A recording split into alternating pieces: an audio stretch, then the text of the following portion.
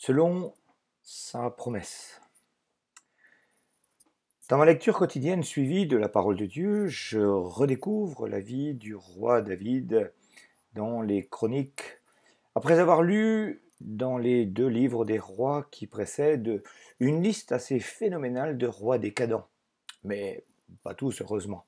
Après Salomon, dont on dit qu'il ne suivait pas la voie de Dieu, mais que Dieu n'a pas châtié outre mesure à cause de la promesse faite à David leur père. Dieu merci. Il a aussi fait des promesses à notre sujet et il nous aime tout autant. Je vous propose de lire ensemble le texte de 1 Chronique chapitre 16 du verset 8 à 29. C'est un psaume qui sera interprété par Asaph et ses frères, alors que David faisait remonter l'arche de l'alliance de chez Obed-Édom jusqu'à une tente dressée à Jérusalem, où Dieu sera célébré. Le psaume 105 reprendra ce passage des Chroniques. Ce chant dit « Louez l'Éternel, faites appel à son nom, faites connaître ses hauts faits parmi les peuples, chantez en son honneur, jouez de vos instruments en son honneur, célébrez toutes ses merveilles, placez votre fierté dans son saint nom, que le cœur de ceux qui cherchent l'Éternel se réjouisse. Ayez recours à l'Éternel et à sa force, recherchez constamment sa présence. Souvenez-vous des merveilles qu'il a accomplies, de ses miracles et de ses jugements, descendants d'Israël, son serviteur, enfant de Jacob qu'il a choisi. L'Éternel est notre Dieu. Ses jugements s'exercent sur toute la terre. Rappelez-vous toujours son alliance, son mot d'ordre pour 1000 générations, le pacte qu'il a traité avec Abraham, le serment qu'il a fait à Isaac. Il l'a érigé en prescription pour Jacob, en alliance éternelle pour Israël, quand il dit « Je te donnerai le pays de Canaan, c'est l'héritage qui vous est attribué. » Ils étaient alors peu nombreux, très peu nombreux, et étrangers dans le pays. Ils erraient d'une nation à l'autre et d'un royaume vers un autre peuple, mais il n'a laissé personne les opprimer, et il a puni des rois à cause d'eux. Ne touchez pas à ceux que j'ai désignés par onction, et ne faites pas de mal à mes prophètes. Chantez en l'honneur de l'Éternel, habitant de toute la terre. Annoncez de jour en jour son salut. Racontez sa gloire parmi les nations, ses merveilles parmi tous les peuples. Oui, l'Éternel est grand et digne de recevoir toute louange. Il est redoutable, plus que tous les dieux. En effet, tous les dieux des peuples ne sont que des faux dieux, alors que l'Éternel a fait le ciel. La splendeur et la magnificence sont devant lui, la force et la joie remplissent sa résidence. Famille des peuples, rendez à l'Éternel gloire et honneur, rendez à l'Éternel la gloire due à son nom.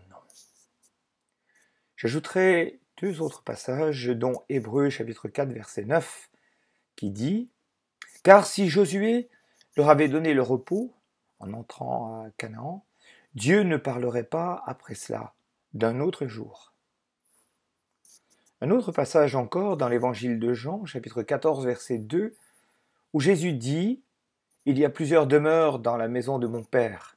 Si cela n'était pas, je vous l'aurais dit. Je vais vous préparer une place. » J'aimerais aborder 3 points avec vous pour ce message. Le premier, un petit peu d'histoire pour une grande promesse. Le deuxième, c'est de revoir la joie débordante de David qui emmène l'arche de Dieu dans une tente provisoire. Et troisième, c'est ma joie dans l'attente de ma maison éternelle avec Dieu. Revenons au premier point, une promesse à Abraham. C'est à 75 ans qu'Abraham partit vivre en nomade selon l'ordre de Dieu, dans Genèse chapitre 12. C'était son nouveau job. S'il partait sans savoir où il allait, il gardait en lui la promesse de Dieu que tout le territoire qu'il parcourait en Canaan deviendrait la terre promise pour ses descendants, un lieu de repos où coule le lait et le miel. Il avait des moutons, des chameaux, des ouvriers en grand nombre. Il était un homme fidèle à Sarah, sa femme, mais elle était stérile et ménopausée depuis longtemps. Hébreu 11 rappellera sa foi et la promesse de Dieu en particulier. C'est son petit-fils Jacob qui, devenu vieux, sortira sa famille de Canaan, le pays promis. 11 fils, une fille, et donc 70 personnes au total, nous dit la parole de Dieu, pour aller s'installer en Égypte auprès de Joseph, son fils bien-aimé. Mais une question s'impose. J'aurais aimé lui poser de cette manière, dit Jacob, as-tu oublié la promesse de Dieu faite à ton grand-père en allant planter ta famille de l'autre côté de la frontière pour que 3 siècles après il devienne esclave de Pharaon? Pourquoi as-tu quitté le pays promis? Erreur humaine? Attrait familial plus que la conservation de l'objectif divin? Dieu sait pourquoi. Et son plan se réalisera. Mais je dois me rappeler que, comme dit la parole, quand tu seras infidèle, quand tu passeras à côté du plan initial de Dieu, Dieu restera fidèle à sa promesse, car il ne peut se renier lui-même. D'après 2 Timothée 2, verset 13. Même les os de Jacob rentreront à la maison. L'Épître aux Hébreux dira « Ils ont vu et salué ses promesses de loin. » Mais après 400 ans environ en Égypte, et une galère de 40 ans dans le désert, le peuple vivra la promesse en prenant possession avec Josué de ce pays où coule le lait et le miel. Belle réalisation de la promesse divine. L'alliance de Dieu avec Abraham n'a pas changé. La promesse du repos demeure intacte selon Hébreux 3 et 4. Donc, si à partir d'un vieux couple dont la femme était stérile, Dieu a créé un peuple nombreux et l'a emmené envers et contre tout dans ce pays promis, si Dieu a réalisé son plan de la venue de Jésus au travers d'une vierge, pour apporter le salut gratuit à l'humanité et nous permettre de purifier nos péchés, pour nous accorder la certitude de ressusciter, aurait-il l'impossibilité de nous faire entrer dans ce pays promis, le Canaan céleste, ou plutôt la Jérusalem céleste? Si l'horizon est voilé à nos yeux physiques, si le bleu du ciel est caché d'une épaisse couche de nuages, ça n'enlève pas la réalité de l'existence du soleil. Nos soucis du présent n'altèrent en rien la promesse de notre futur. Paul lui-même avait cette conviction profonde d'un seul objectif, mourir physiquement pour vivre au ciel avec le Seigneur pour toujours. Il va dire « la mort m'est un gain » dans Philippiens chapitre 1 verset 21. Mais en fait, il reste ici parce qu'il a encore un objectif à remplir, demandé par le Seigneur. Jean 14, verset 2, Jésus va affirmer qu'il y a plusieurs demeures dans la maison du Père et que, comme il est ressuscité, nous ressusciterons pour l'éternité pour habiter une de ces demeures dans la présence de Dieu. Canaan est pour le peuple hébreu et se transpose, selon Hébreux 4, en paradis pour nous. Notre texte parle donc bien du ciel comme héritage. Je veux juste vous déclarer une chose aujourd'hui. Dans le ciel, Dieu construit des maisons spacieuses, personnalisées à chaque nouvelle naissance. Et je prie le Seigneur qu'il n'y ait pas de chômage dans le bâtiment céleste. Deuxième point, la joie débordante de David. Avec ce passage que nous avons lu, souvenez-vous, l'arche de l'Alliance représentait la présence de Dieu. L'interdiction de la toucher était formelle. Seuls les sacrificateurs et les Lévites pouvaient la transporter en passant des barres dans des anneaux posés à cet effet de chaque côté de l'arche. Avant ce dernier transport vers Jérusalem, on l'avait posée sur un char neuf tiré par des bœufs, selon 2 Samuel 6, versets 3 à 11. Uza avait payé de sa vie parce qu'il voulait la retenir de sa main pour qu'elle ne tombe pas. C'est pourquoi David décidera dans 1 Chronique chapitre 15 verset 2 que l'arche soit portée par des Lévites pour ne pas avoir un second drame sur le dos. David avait Dieu dans son cœur, dans ses objectifs, et il va le prouver physiquement en montant une tente sur la colline de Sion à Jérusalem, comme on a mis dans les premiers siècles de notre ère, voire même plus tard, des églises catho sur tous les points hauts de villes et villages en France notamment. C'est dans cette tente et en attendant la construction du temple sous le règne de Salomon qu'on y placera l'arche bien en vue. Comme David devant l'arche, j'aimerais nous encourager en 7 points sur ce psaume. Premièrement, chantez à l'honneur de l'Éternel pour ses merveilles. Tu as un chant en tête en ce moment? Va sur Internet, trouve ce chant sur YouTube ou sur un autre réseau qui t'en proposera toujours un autre, puis un autre. Mais chante à l'Éternel. Place ta fierté dans le saint nom de Dieu. Sois fier d'être racheté, d'être un sauvé, un pardonné, un purifié, un héritier du Dieu Tout-Puissant. À l'image de ces supporters de foot qui klaxonnent dans les rues à n'importe quelle heure de la nuit quand leur équipe a gagné. Troisième, recherchez constamment sa présence.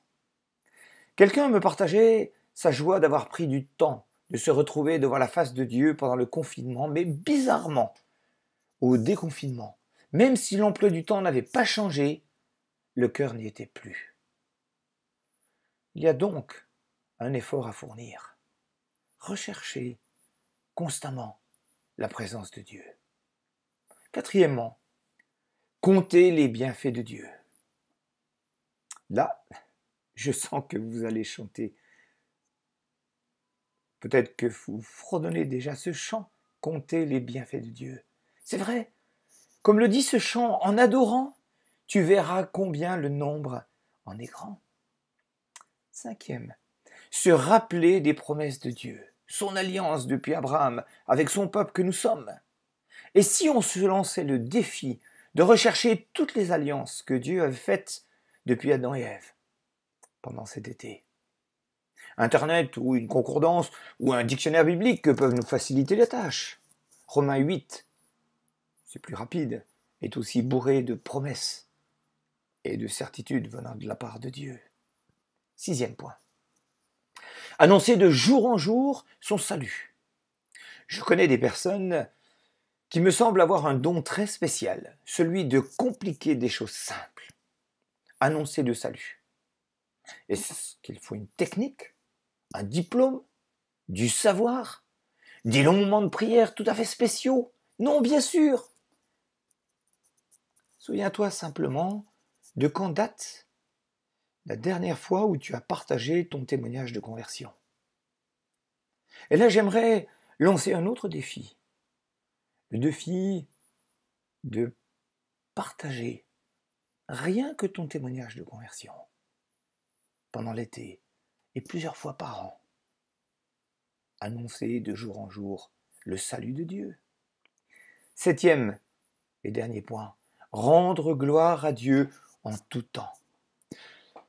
On raconte l'histoire d'une femme qui, de son balcon d'appartement, disait d'une voix bien audible à qui voulait bien l'entendre « Gloire à Dieu !» à tout bout de champ.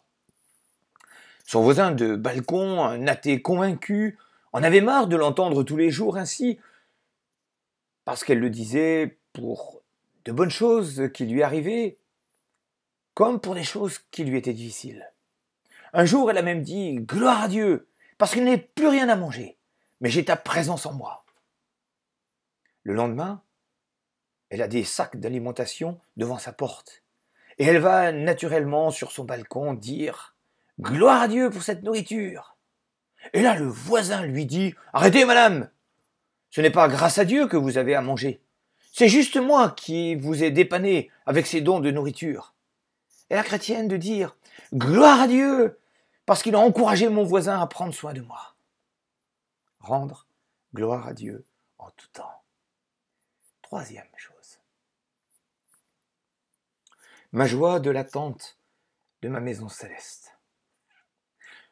Un collègue a écrit récemment ceci Après avoir cité le passage de Pierre qui a marché sur les eaux pour retrouver Jésus, dans Matthieu chapitre 14, dès le verset 29. Il dit « Plus une épreuve dure, plus la confusion peut augmenter. Lorsque nous avons les yeux fixés sur Jésus, nous pouvons tenir, mais plus l'épreuve dure, plus il est possible de regarder ailleurs. Lorsque nous regardons ailleurs, parfois nos yeux demeurent fixés ailleurs. Comme vous, je parle avec beaucoup de gens. Je parle aux gens de l'Assemblée, à des amis en dehors de l'Assemblée, à des amis pasteurs, à des missionnaires, à beaucoup de monde. Et je fais ce matin un constat pour plusieurs. Nous avons commencé à regarder beaucoup autour de nous, nos circonstances, la télévision, les news Internet, les journaux, la radio. Nous avons aussi commencé à regarder vers l'avant, la doctrine de la fin des temps, la marque de la bête, l'enlèvement, la tribulation. Mais je crains que plusieurs aient cessé de regarder vers le haut. On a cessé de regarder Jésus-Christ. Fin de citation. N'est-il pourtant pas écrit que quand on lève les yeux vers Christ, on est rayonnant de joie et le visage ne se couvre pas de honte? Psaume 34, verset 5. J'aimerais donc citer quelques versets pour nous redonner la bonne vision. Psaume 118, verset 6. L'Éternel est pour moi, je ne crains rien. Que peuvent me faire des hommes? Jérémie 17, versets 7 et 8. Béni soit l'homme qui se confie dans l'Éternel et dont l'Éternel est l'espérance. Il est comme un arbre planté près des eaux et qui étend ses racines vers le courant. Il n'aperçoit point la chaleur quand elle vient et son feuillage reste vert. Dans l'année de la sécheresse, il n'a point de crainte et il ne cesse de porter du fruit. Psaume 91, versets 1 et 2. Celui qui demeure sous l'abri du Très-Haut repose à l'ombre du Tout-Puissant. Je dis à l'Éternel, mon refuge et ma forteresse, mon Dieu, en qui je me confie. Psaume 46, versets 2 et 3. C'est pourquoi nous sommes sans crainte, quand la terre est bouleversée, que les montagnes chancellent au cœur des mers, quand les flots de la mer mugissent, écument, se soulèvent jusqu'à faire trembler les montagnes. Spurgeon écrira « Plus il y aura de céleste dans nos vies, moins nous convoiterons le terrestre. » Je vais vous encourager à faire une autre chose encore, à relire l'Apocalypse. L'Apocalypse a été écrite pour encourager le peuple de Dieu dans la persécution, pas pour faire peur. À y regarder de près, j'y vois d'abord le Christ en roi des rois, dans le chapitre 1, à droite de Dieu, qui trône sur tout l'univers entouré de ces vieillards qui ne vieillissent jamais et qui adorent l'agneau sacrifié. Jean 14 et l'Apocalypse nous boostent à regarder en haut pour y découvrir un avenir glorieux dans la nouvelle tente. Souvenons-nous que nous n'avons nulle part la promesse que notre route sera facile et que nos enfants seront des chrétiens parfaits. Nous avons juste la promesse que, quoi qu'il arrive, Dieu sera avec nous. N'oublions pas que si les difficultés ne nous font pas grandir, elles nous tueront, comme disait quelqu'un. Un collègue disait, avec un anglicisme pour un jeu de mots, que Dieu te blesse. May God bless you. Se souvenant que les blessures peuvent nous faire grandir. Se souvenir aussi que la foi n'est pas une idéologie. C'est un muscle de mon corps que je dois exercer chaque jour de peur qu'il ne s'atrophie, comme disait aussi un de mes collègues. Dieu a promis, puis il a donné Canaan. Dieu a promis et il donnera le retour de Christ. Et dans la foulée, il nous donnera notre héritage de fils adoptifs, le paradis. Gloire à Dieu. Amen.